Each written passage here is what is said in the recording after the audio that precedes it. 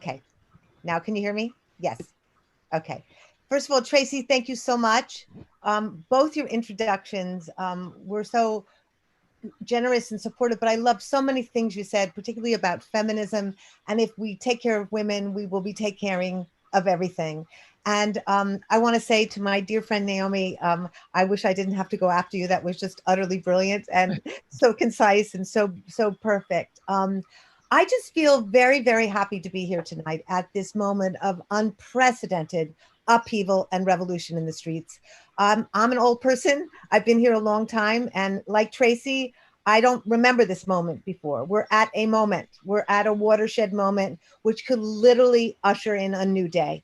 And it's why I'm here for Jamal, because I think Jamal is the man to meet this moment. And I think we need progressives, true, diehard, in the blood, in the heart progressives to meet this moment. So I am here to endorse him, to support him, and to put my full weight behind him and to get everybody's full weight behind him.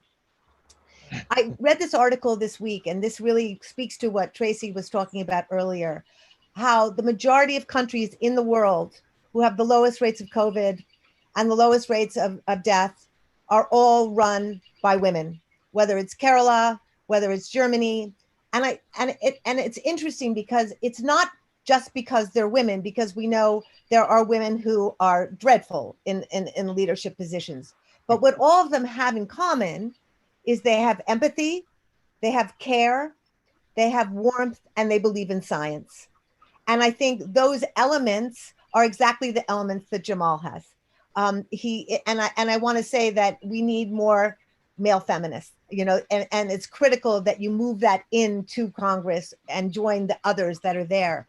I would say also that for me, an economic system in which genuine caring for people and nature, it's the top priority. And it feeds into what Naomi was saying about the Green New Deal. I have grown up in a movement called V-Day and 1 Billion Rising, where everything we do is intersectional.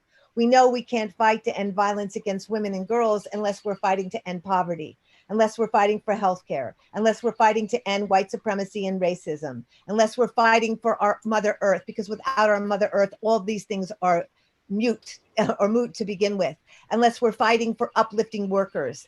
All of these things are together and they're not at odds and they're not competitive. There's no hierarchy. It's one story that we are building and one story we are creating.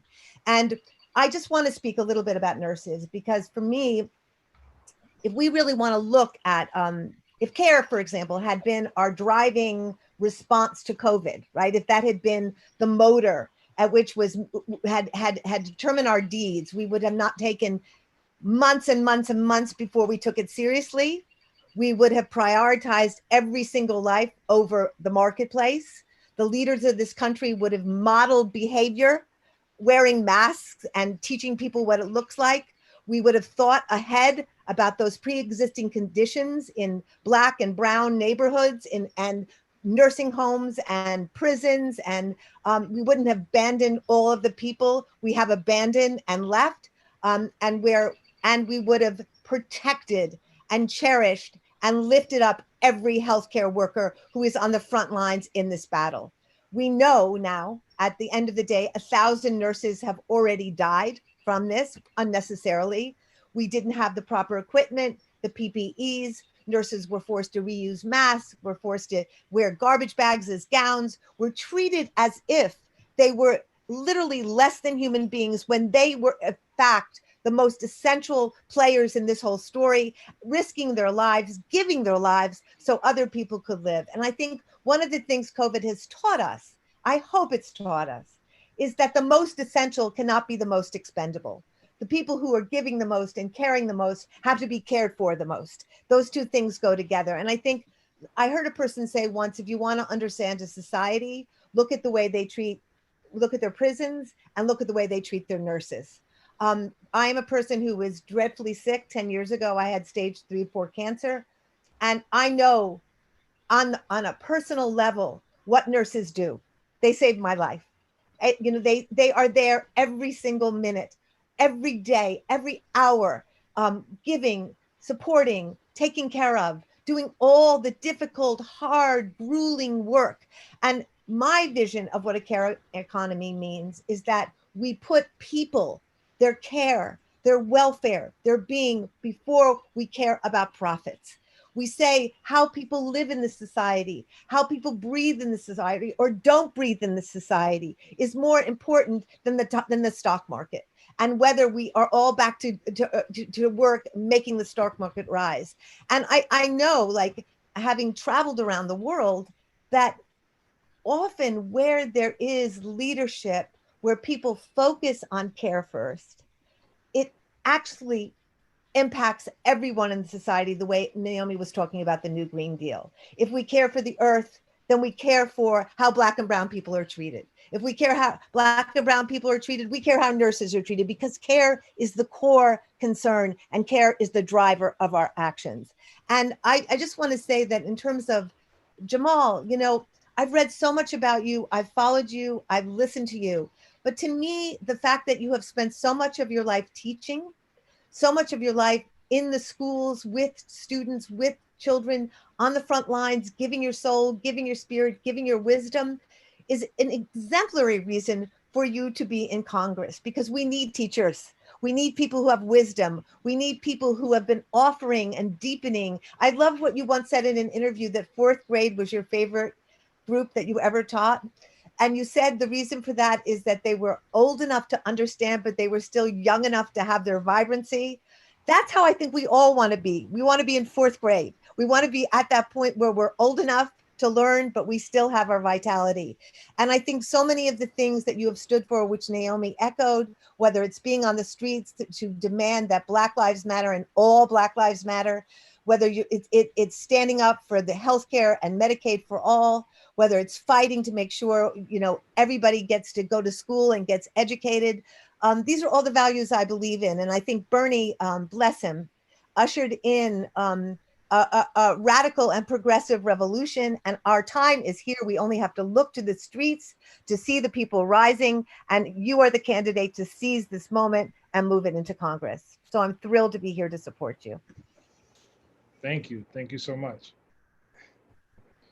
Oh, Jamal, just thinking about our tea in Harlem, man. I cannot even believe it. Like, Naomi and V really so much of what they've talked about in terms of the connection and the need to really bring what has been so shunned by, you know, the powers that be.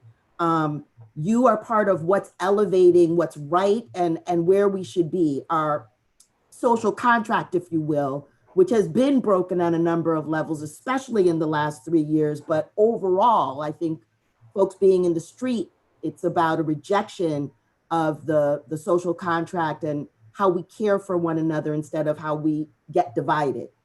Um, you know, I know you're a family caregiver. I know you know, I just went through an extended period of caring for my father before he died. Um, and I know you're caring for your mom, and in addition to being candidate, as if that weren't enough, that you are there, full-time daddy, teaching daddy, husband, you know, all of that you're doing, and doing this amazing campaign that's just given life to so many people. So talk about what that's like, right? And also how that has kind of connected to what you're hearing from constituents, like what you know, what I know personally, in terms of how we, particularly Black families, take care and need care, and then what you're hearing from constituents. Yeah, sure. So thank you, everyone. Thank you, Naomi and V, for your amazing words. It's very, very humbling and very moving to hear someone talk about you like that. So thank you all for that. First thing that comes to mind, Tracy, is I'm not alone. I have a partner. I have a wife. Her name is Melissa. We've been married 6 years now. We have 2 children together, and there's no way I would be able to do any of this without her. And it hasn't been easy. You know, I often say I decided to run for office after, you know, my wife gave me permission. But I don't know if I ever really got permission, but she always had my back and held me down. Before I get to what I'm hearing, you know, throughout the district, I just want to center my mom in this moment overall, just because I would be nothing without her. She was a single mom. She raised me and my three sisters by herself. And as I'm hearing all of you talk about care, I'm like, okay, maybe that's why I am the way I am, because I grew up with all women in my house. But my mom was a single mom with my three sisters, and she gave me, I often say she gave me three things. She gave me her love, and she made sure love was a part of our home no matter what. Even though we weren't rich, and even though I had a sister addicted to, who had an addiction issue, there was always love in my home. She gave us stability. You know, she went to work every day, came home every day, cooked for us every day. And she gave me like self-love and self-esteem and self-confidence by telling me and teaching me that I could be anything that I wanted to be. So I want to center her, because throughout every step of my life, you know, throughout school, throughout trouble with the law, throughout sports, throughout college, throughout being a teacher, I've always centered everything I did based on the teachings of my mother. And, you know, fast forward now to my mother being 75 years old and struggling with kidney failure for about a decade, and recently having some extreme health complications due to a few mini strokes that she had. Um, you know, that has been hard, obviously, especially in the middle of a campaign when you're running for office for the first time. But it provided an opportunity for my sisters and I to come together and surround her with care in a way that really honors her and honor how she raised us. Because my sisters, we all live in different places, but my oldest sister moved back to New York City to take care of my mom full time, and we just all surrounded my mom with care. And I remember the first night she was in the hospital. You know, when any family's going through any of that, you know, everyone is worried and scared, and you don't know if your mom is going to make it.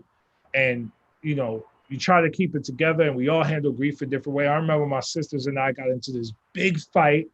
We're yelling and screaming and cursing at each other in the middle of the emergency room. We're crying. It was just a mess.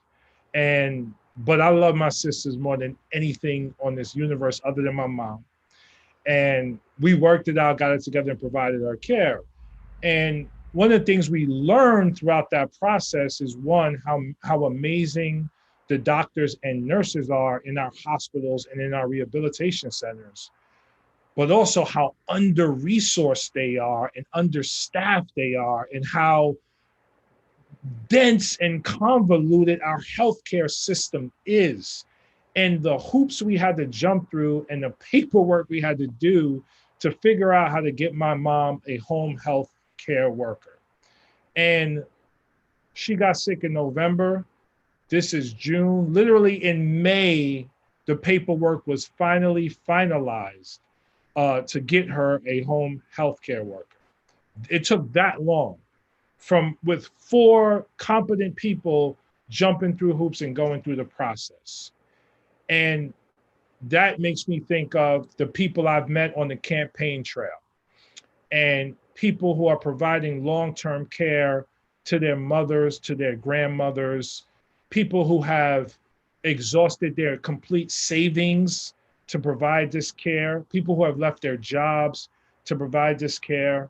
I remember meeting a woman in Co-op City who, and it's great when you're knocking on the door. Sometimes people just say, hey, come on in, let's have a conversation. So she lets me in, and I believe it was her mom. Now she's in her maybe 60s, taking care of her mom who's in her 80s. You see a lot of that. And she had, and her mom was losing her sight in addition to other health impairments. And she had she had a line that she built this apparatus, which was a line from one end of the house to the other, like a string, so that her mom can move around and get through the house independently.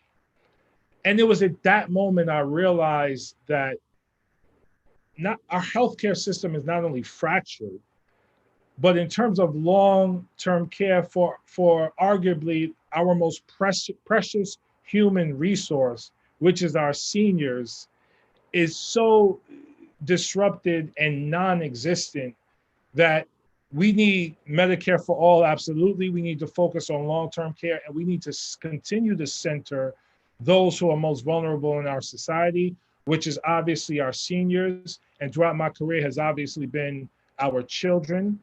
And working in education for 20 years is not just all children, which are completely vulnerable, it's children with special needs, English language learners, children who are identified as queer or trans or gender fluid.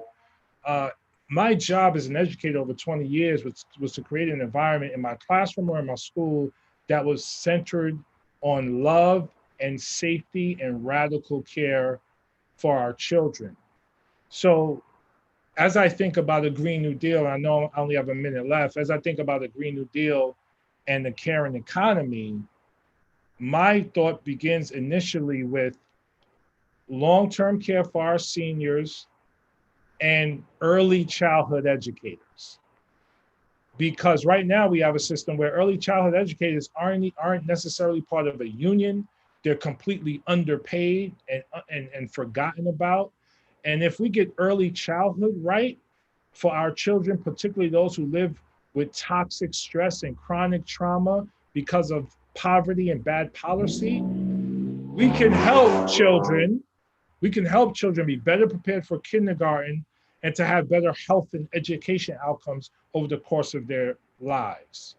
So long-term care and early childhood educators is something that we centered throughout our campaign. We'll continue to center as part of the care economy. And yes, I am a feminist.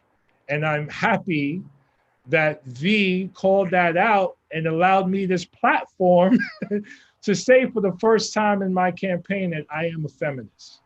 And one last thing I want to say, Rachel, I know you're rushing me, but part of, not to call you out, Rachel, but it's humbling that there have been scholars who have done research on my leadership at my school and have denoted a new term to describe my leadership, and that term is radical care.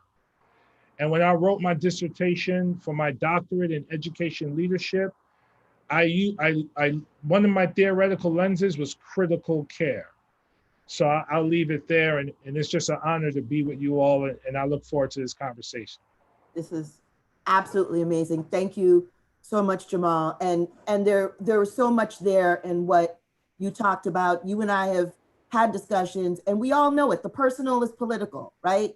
And we're also talking about values, right? Our values have become so immoral.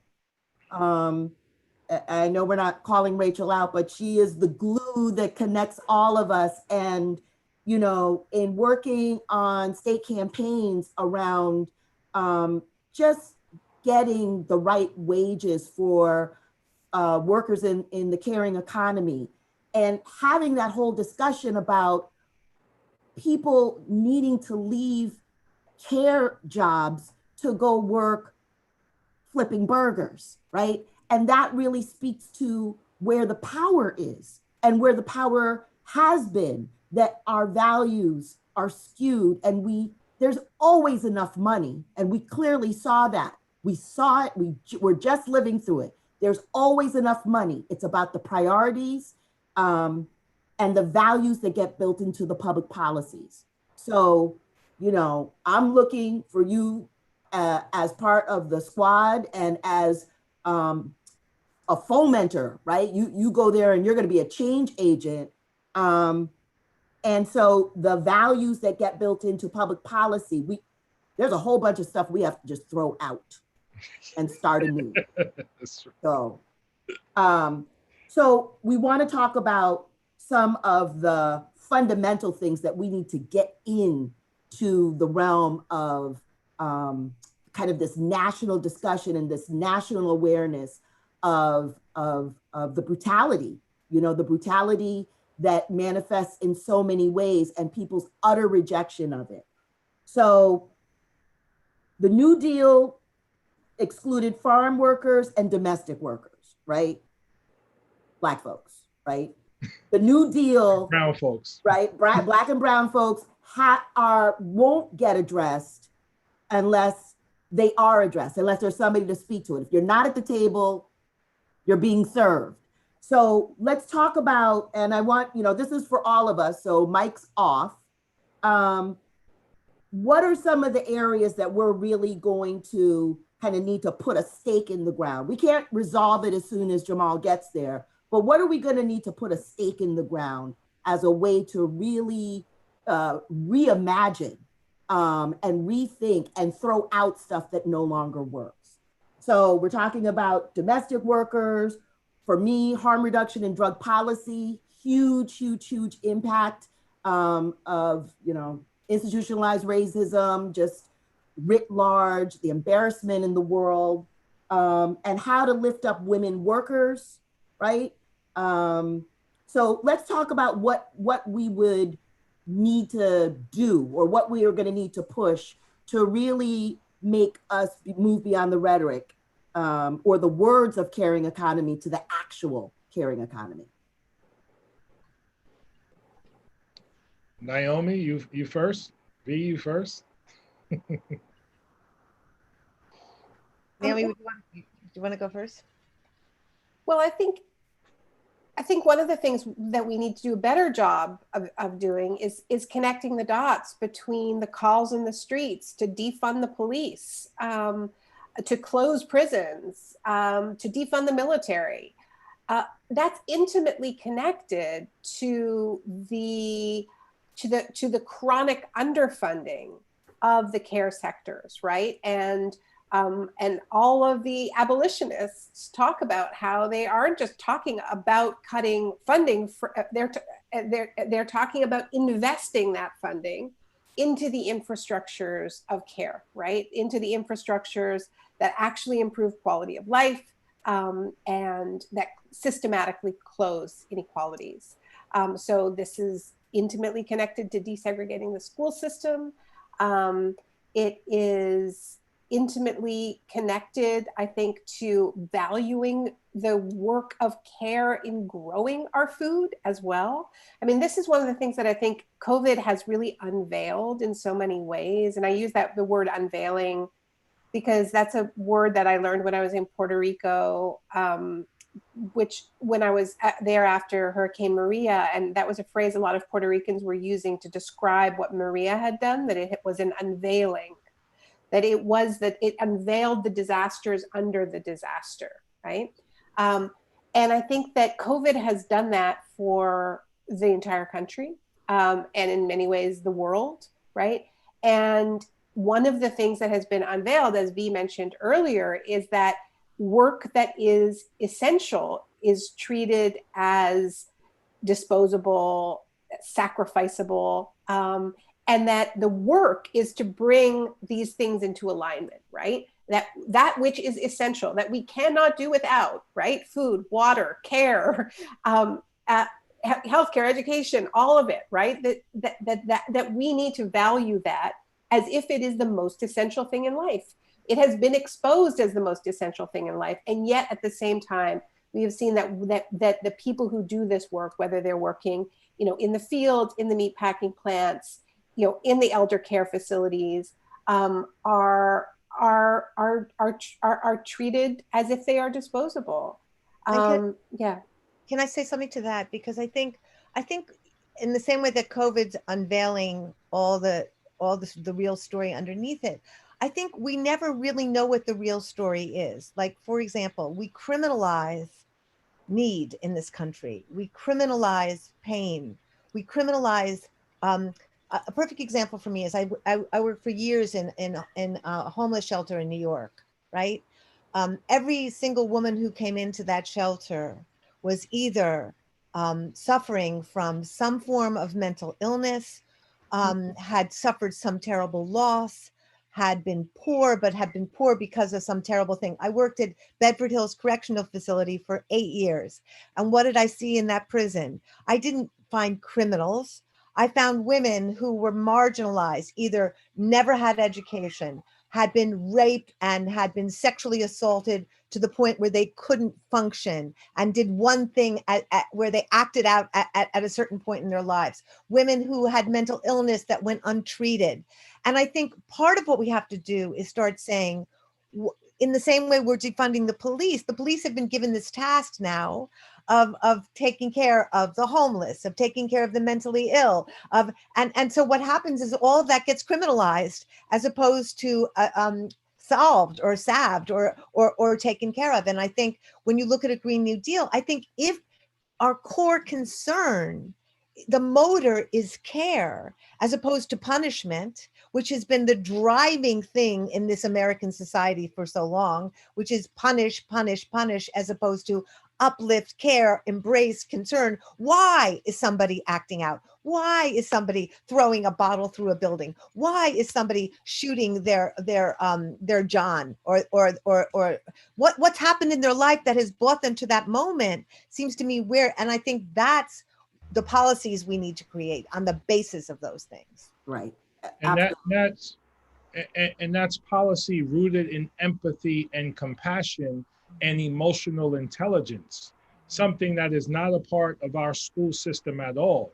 The reason why I push back against education policy at a local and federal level is because it's completely rooted in academic performance. And it's a race to nowhere. So children are competitively trying to get the best grades. They're depressed as hell. Then they turn to a substance to cope and get through the day as they continue to chase academic performance, but they live without fulfillment. So if we have empathy and compassion and emotional intelligence as part of our school system, now our school system and our kids are growing up more holistically inclined and more fulfilled. You know, when we opened our school in 2009, I didn't hire an assistant principal and I didn't hire the dean of students. I hired a social worker and a guidance counselor because our school is right around the corner from the projects, a project that has been neglected for decades. And I knew that children were going to come in with having experienced toxic stress and chronic trauma, and that trauma was going to reveal itself as mental health challenges. And I can't tell, every year in our school, we have so many kids dealing with mental health challenges, and our social worker and guidance counselor did impeccable work to meet the needs of our kids.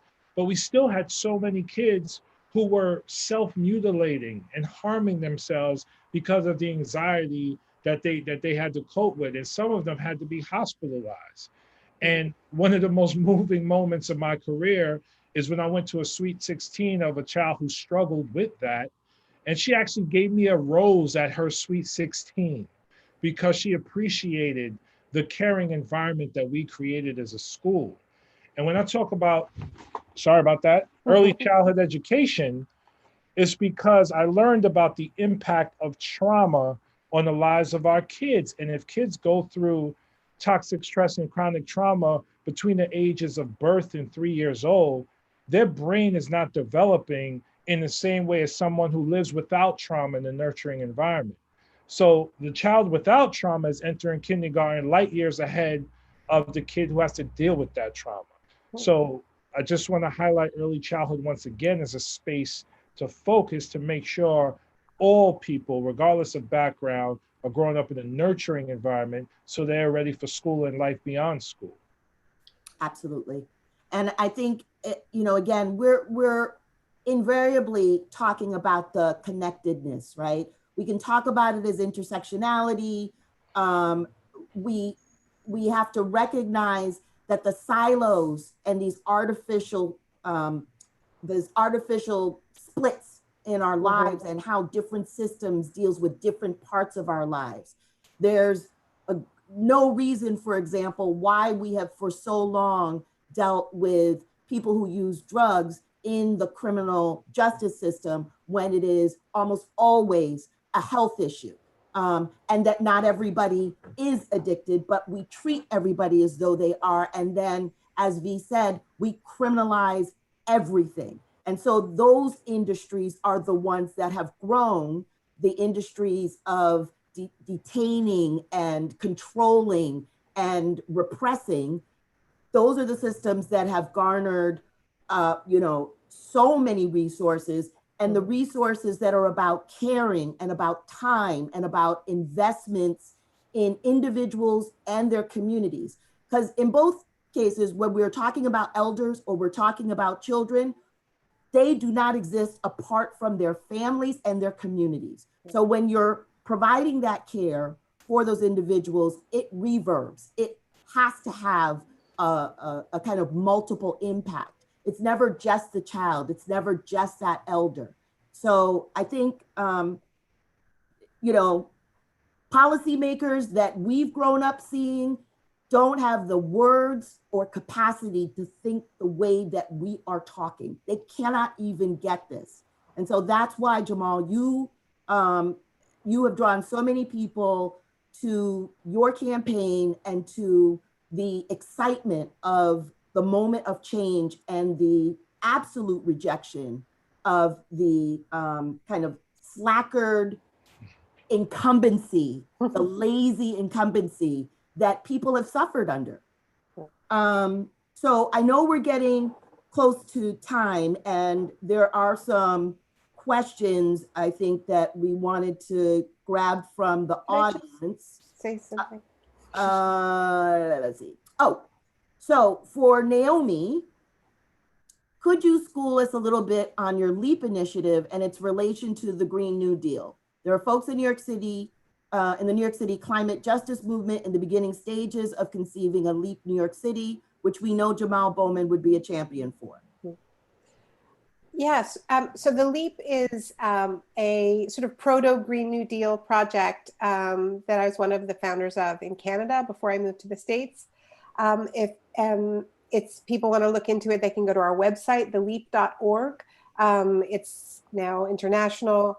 And it was a process where we brought together 60 organizers, movement leaders from different sectors, locked ourselves in a room for 2 days, went through, cried, went through some difficult stuff. We were really grounded. I think one of the things that's a little bit different in Canada from the US is, I think, and it's not true across the board in the US, but I think that that Indigenous leadership isn't centered here on the left as much as it is in some other places. And it's a part of the LEAP process. We had some of the most important Indigenous elders who were really grounded that work in the room, doing ceremony at the beginning of every session. And we came up with a document that people can read that does connect these dots. And it is about, the subtitle is Caring for Each Other and the Planet. It connects trade policy and agricultural policy and recognizes that a green job is not just a guy in a hard hat putting up a solar panel, right? Childcare is low carbon, elder care is low carbon. And all of these sectors can be made more low carbon, right? We can reimagine our schools, and I've talked to educators about this, and some of it's already happening, but imagine, every school bus was electric. Imagine every cafeteria is serving locally grown produce, some of it from a rooftop garden or a community garden nearby. Imagine that because these are low carbon jobs, there were twice as many of them, and the classrooms were half the size, right? And this kind of thing is particularly important. Everything that Jamal said is so critical, but like times 1,000 in the context of COVID, right? Every kid now is traumatized.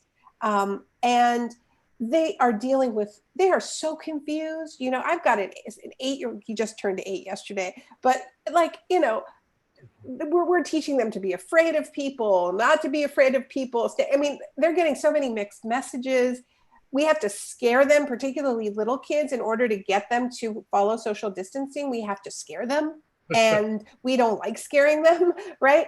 But the need to invest in mental health supports, in much more caring environments for schools, it's so critical. But also, when we think about this pandemic is still with us, right? And so we're all trying to navigate, how do we re-enter spaces together, right? And Donald Trump wants people to sign waivers, right? But we actually need to do better than that.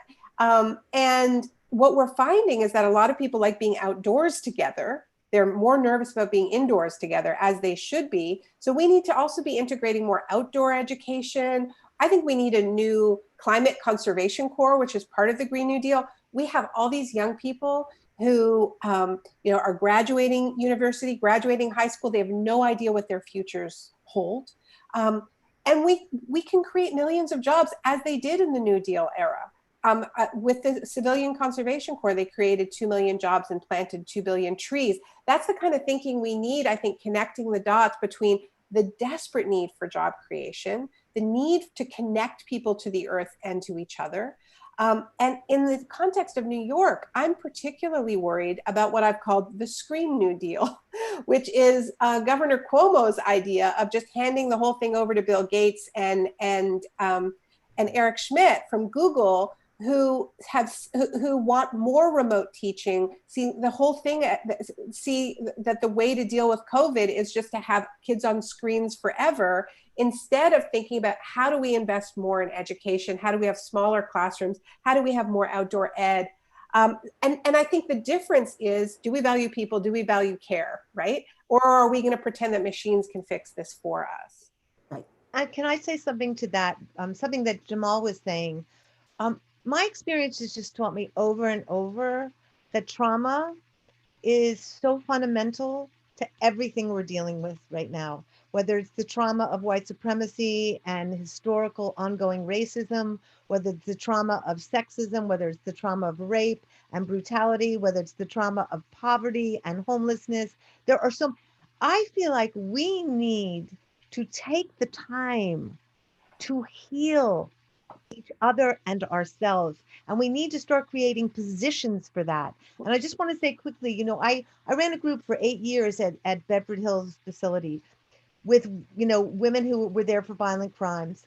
And the whole writing group, the whole process was to get them to deal essentially with the trauma that had led to their crime, the trauma of their crime, right? And taking responsibility for that crime. And what I discovered is that when women were given the time and the process and the space to go in and deal with it, they got better. They got better. They were able to become leaders. Just about every single woman in my group is out now. One is working now for V-Day and is this extraordinary leader. But we need programs where we hire trauma guides, trauma therapists, trauma support, racial, support, sexism support, to really recover from all these oppressions that have gone on historically in this country, where we learn to make reparations and apologies, where that's what has to happen, because we keep covering it up and we keep coming back to it without ever really addressing it. And now we're here. It's up, it's out. We have to have the programs to deal with it, to move us through it to a new time in this country. Absolutely. I mean, we're coming close to an end, and we could probably keep this conversation going and have people glommed on, because this is the kind of conversation that's not happening. And this is the kind of conversation that has never been elevated in a way that people can really start seeing the connectiveness and the logic of it. I'm going to try to stay away from, well, no, I'm not going to be able to. So only because it's a question that I have for Jamal, which is, in this era, whatever it means to have accountable leadership, right? Accountable leadership. We know that the incumbent lost accountability, or the ability to communicate what the needs were in the district, somehow just went away or were not heeded. We've got a governor who is portraying a vision as a paragon of strength and take charge. And the nation is falling in love with him. And it's my family in Massachusetts think he's just it. But though some of you know that I worked for that administration, and I know full well that behind that leadership is actual impact and policies that are hurting and killing people, in particular, people in the corrections institutions that are at risk and getting infected with COVID. So how you portray yourself externally versus what you do as a policymaker. And I want you, Jamal, to talk a little bit about what you envision as a way that people can keep their electeds accountable. Oh, you can't leave. Oh, I'm sorry. I keep having lighting issues. It's okay. So we have to vote them out is the short answer. If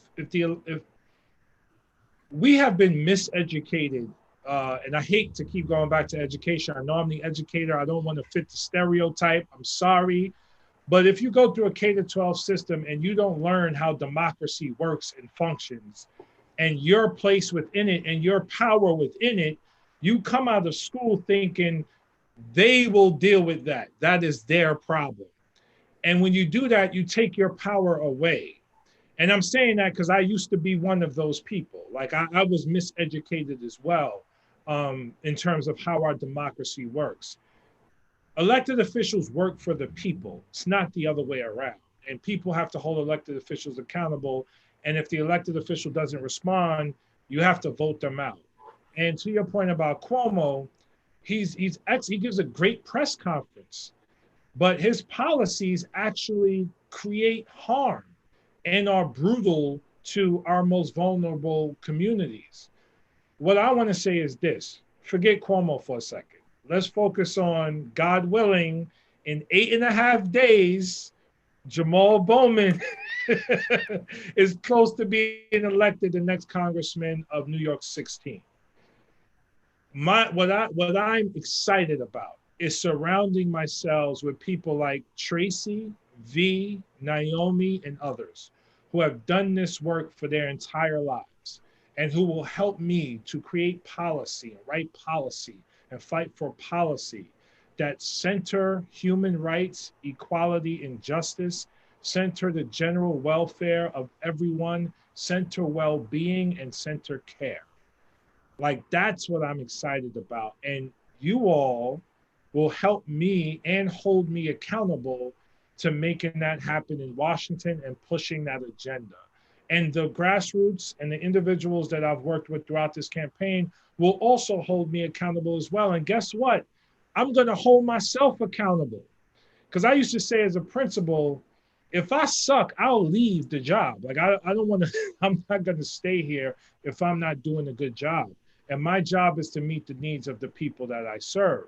And everything we just talked about, from long-term care to making sure our care workers are unionized and earning family-sustaining wages and paid leave, etc., making sure we invest in our healthcare system so when the next pandemic hits, we're ready, making sure we hire more nurses so that we don't have to fight for safe staffing in the same way that nurses have been fighting for years and years, hire more teachers to lower class size, build more schools so that we have more space, early childhood workers, alternatives to incarceration, Tracy, which is what you taught me so much about, focus on mental health, focus on academic and cognitive development, focus on healing trauma through dealing with food insecurity and exercise and so forth and so on.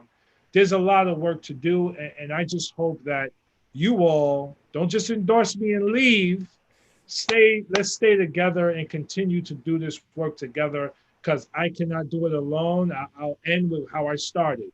When you asked me how am I doing all this, I said I'm not alone. I have a wife, I have sisters, I have a mom, and an amazing team. And we're going to Washington together to move this country in the direction it needs to go. Ugh, Jamal, wow. I needed that. I needed this. I need what's happening in the street. I'm right down the street from the Brooklyn Museum where the Trans March happened. This is such an amazing time. I just want to thank the legend. I want to thank Naomi beyond, absolutely beyond my comprehension. I mean, this has been, we should charge for this. We should have charged for this. I got to give Naomi a shout out, okay? Go ahead. Like when I read about disaster capitalism and how she described New Orleans, that shit was powerful, man. Yes. Like it was like, and when she made the connection between like Mike Pence's role in New Orleans, and we're talking about his role right, and I'm thinking his role right now. Right now. It's like, this is an urgent moment, and it's great to see the country rise up, but we got to keep going. And not just about electing me. We have to continue to rise and resist, because that's the only thing that moves America forward is resistance and movement. Exactly. So I just want to shout you out for that, Naomi. Thank you. Thank you. And I want to shout out to V, because a number of women that she worked with at Bedford Hills have been my teachers. And so that is also what we're talking about. The people who are closest to the issues, having that capacity, that nurturing and that love from folks like you, to stepping into the leadership in ways that I just love, absolutely love. And that comes right back to you, V. So thank you. Thank you on behalf of them and me. Thank you. And I just want to say, can I say one thing about electing Jamal? Everybody needs to get out there, yes, work and fight to get him into Congress. That district is a district I was born in and grew up in, and it's very split. It's, it's very complicated, and we need to get all of that district behind Jamal. And absolutely. Now is the moment, because a lot of those people are in the streets. So everybody's got to work really hard. It's really important. V, and donate. And I know we're over, V, but I just want to say you would be excited to know that there were 2,000 people in Scarsdale last week rallying and protesting for Black lives. And this week there were hundreds in Rye, and Bronxville's involved. Everyone is fighting for Black lives. So it's incredible. I live way in the woods, and I was driving down the street last night, and there was a little field in the middle of the woods, and it had BLM written on the little things for like the soccer practice. And I went, okay, it has happened. Melanie, can you help us close out and the call to action? Absolutely. My name is Melanie. I use she, her pronouns. I am very humbled to be here with you all tonight. Healing was discussed a lot during this panel, and just hearing all of you talk for me, and I think for many in our community, is so healing. So thank you. I think I said this, I'm a member of the Jewish Vote. I'm also a special educator in New York City. I have seen firsthand, I see every day how detrimental many of our disciplinary policies in our schools are, and all the trauma our students experience. I also see how healing restorative practices are, but more importantly, I see how hard it is. It is a real battle every day to get those restorative practices into our school. What Jamal has done in his district and in his school is unimaginable. Schools do not exist on their own. They are part of a community, and Jamal understands that deeply. He used connecting with families, connecting with community resources, connecting with organizations on the ground to create this amazing change in an institution that was not built to change. That is the same thing with our current government. It was not built to change. It was built to stay the same and to keep certain people in power. Jamal knows how to make these changes. I grew up attending Scarsdale Public Schools. I had little to no awareness growing up. It's such a bubble that my school district received drastically less funding than a student body that barely overlapped with mine racially, that was just miles away. This is an ill that's plaguing our district, and it is an ill that is plaguing our society. We need Jamal in Congress right now. Please donate if you can. Every cent counts right now. It is amazing, amazing and inspirational to see how much our funding has increased throughout this campaign. Please, please, please, please keep donating. Juice for Jamal, we phone bake every single Monday. Come join us. We would love to have you. Sunrise Movement also phone bakes for Jamal on Tuesdays, Wednesdays, and Thursdays, pretty much every day until June 23rd. Please come join our movement. We need you. Thank you all, everybody, again. This has been so inspirational. Thank you. One last piece of housekeeping. I forgot to shout out Bronx Climate Justice North, which is enthusiastically endorsing Jamal and standing with Sunrise, 350 Action, and Food and Water Action. This is the race to watch. There are many races to watch, but this is the race to watch.